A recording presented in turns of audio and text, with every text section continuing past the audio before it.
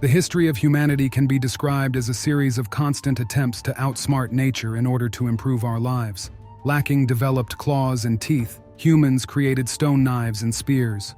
Making clothes and using fire allowed us to inhabit regions where, biologically speaking, we shouldn't have been. However, the generally successful examples of bending nature occasionally led to some consequences. In nature, the level of intraspecies aggression is linked to the natural weaponry of a species.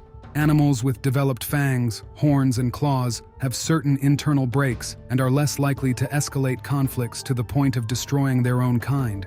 Our species, however, was armed by nature with a rather weak system of these breaks. At the same time, the invention of weapons, along with agricultural surplus and wealth, combined with biological traits, spawned military conflicts that continue to this day, trying to surpass not the forces of nature, but human intelligence itself. With the shift from random encounters to deliberate military conflicts, the arms race between weapons and defensive measures began. From thick leather garments, humans moved on to the idea of attaching bone and later metal plates to their surfaces. This is how the ancient and diverse type of plate armor came into being. Armor made of copper plates secured to a leather base was crafted by representatives of early civilizations, particularly the Sumerians. But today we'll be talking about later forms of protective gear, chainmail and cuirasses. In most people's minds, the cuirass made from solid metal plates is seen as a perfect evolution that replaced the simpler chainmail. In reality, that's not quite true. Archaeological finds of the earliest cuirasses, known as Argive armor, date back to the 8th century BCE. The first steel cuirasses appeared around the 4th century BCE. One such cuirass was discovered in the tomb of Philip II of Macedon. Meanwhile, the oldest finds of chainmail date back to the 3rd century BCE.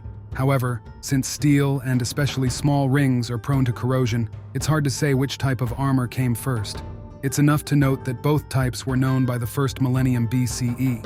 When it comes to their manufacturing processes, chainmail and cuirasses can be seen as opposites. Producing large steel plates in the past was quite a technologically complex process. Making a cuirass required a skilled blacksmith who knew special techniques for working with metal, had steady hands, and good raw materials. Producing wire or ready-made rings was a technologically simpler process. However, making one chainmail shirt required over 500 meters of this wire, from which about 20,000 rings were crafted. The most basic method of simply linking rings wasn't particularly reliable. Typically, some rings, or sometimes all of them, were welded or secured with rivets. Keep in mind that today's steel wire is evenly shaped, with a uniform density and decent quality. This means that chainmail made from modern wire is more reliable than what they could produce back then. Crafting one chainmail shirt would take around 200 hours, which would be 25 working days by today's 8-hour standard. While chainmail was known and used in Rome, especially toward the empire's later years, outfitting a whole army in chainmail, or larica hamada, was quite the challenge. In fact, making a single mail shirt required hundreds of hours of a craftsman's time, adding quite a bit to the final price. And while a cuirass or quality plate armor was complex to make, it could be produced much faster. Chainmail is technically simpler, but its production is incredibly time-consuming. Unlike a cuirass, which mainly relies on the metal's thickness, quality, and form, making chainmail was more complex. First, the type of weaving mattered a lot, where a single ring could be linked with 4, 6, or even 8 others. The more rings, the denser the weave and better the protection, though it added weight and reduced mobility. Second, the effectiveness of chainmail depended on the wire thickness and the ring diameter. The wire averaged around 1 millimeter thick, with rings about the size of a centimeter, but sometimes the wire diameter could reach 2 millimeters. Generally, the inner ring diameter was 5 or more times the wire thickness. Thicker, smaller rings offered better protection, but added weight and made it less flexible. Speaking of which, flattened rings, rather than round ones, could better withstand a strike. Third, as with any armor, metal quality played a significant role. The metal couldn't be too hard, so rings wouldn't break, nor too soft. Overall, though, a detailed breakdown of ring types and the specifics of chainmail manufacturing is a massive topic.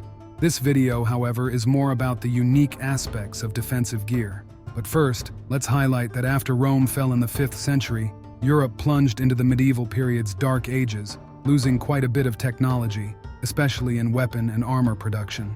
Chainmail didn't disappear, but wire making became rougher and more primitive by some accounts. Until the 10th century, wire production mainly involved cutting small metal plates or forging rings individually. Early medieval protective gear was scarce, and even owning a chainmail shirt was prestigious. Interestingly, chainmail reached its peak during the time when many imagined knights in full plate armor.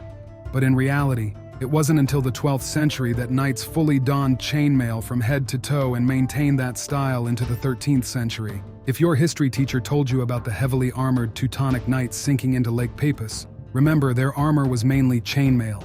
There's even a theory that the Novgorod soldiers, using Byzantine-inspired scale and plate armor, were actually better armored than these knights. Throughout much of medieval history with its countless conflicts and crusades, chainmail remained a knight's primary defense. If we consider the medieval period spanning from the 5th to the 16th century, chainmail held sway for nearly 1,000 years, with only the last 2 centuries dominated by full plate armor. But what made chainmail so effective? Above all, it was practical. Chainmail is a relatively light armor. The weight varied with the weave type and ring characteristics, but a short-sleeve chainmail shirt generally weighed around 11 pounds, and in some cases could reach 18 to 20 pounds. Full-body chainmail with long sleeves, chainmail leggings, and foot coverings could entirely shield the body. Most of the time, the weight didn't exceed 33 pounds. Plate armor weighed on average over 20 pounds more. Chainmail was compact and didn't restrict movement, providing even coverage over the body. Folded up, it was quite portable. For instance, you could fit a chainmail shirt into a helmet. Plus, it was easy to repair. Broken rings could be replaced even in the field. For rust removal, simply throw it in a barrel of sand and roll it downhill.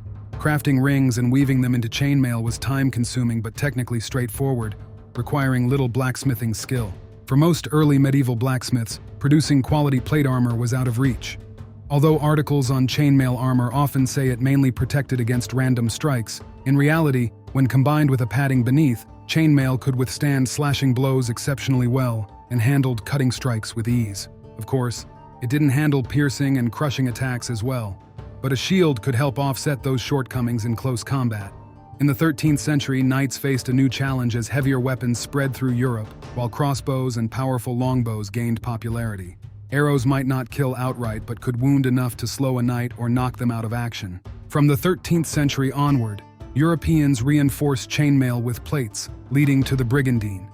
On the one hand, this was driven by new weapons, while the Crusades allowed Europeans to borrow armor-making techniques from Byzantium and the Arab world.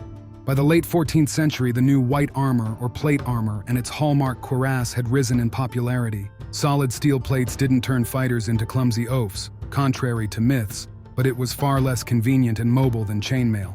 Both plate armor and chainmail fared best against thrusts, though piercing plate was much harder. Above all, the cuirass, as the main component of plate armor, provided excellent defense against arrows, crossbow bolts, and even early firearms. However, don't think Europeans made a tech leap that left chainmail obsolete while the East stagnated. Chainmail also evolved alongside plate armor, forming a new hybrid, ring plate armor. This style, which included armors like batarets, kalantar, and yushman, combined various sized steel plates with chainmail. These types of armor offered better stab resistance than chainmail alone, while being more comfortable and mobile than full plate.